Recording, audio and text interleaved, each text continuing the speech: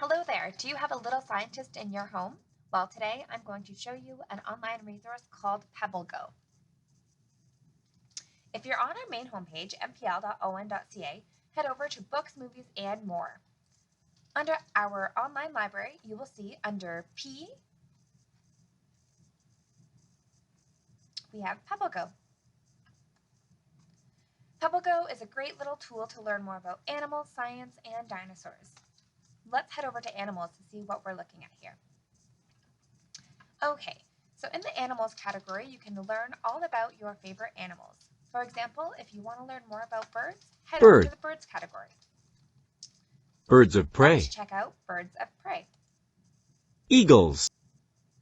Here you can learn all about eagles, the body, habitat, food, life cycle, and some fun facts. If you want the PebbleGo app to read out loud, simply click this little icon here and the website will read all of the words on the screen.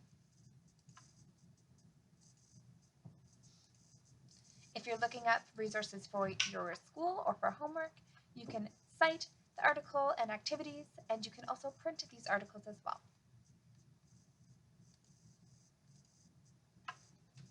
There's also a Read More section if you'd like to learn more about birds or hawks.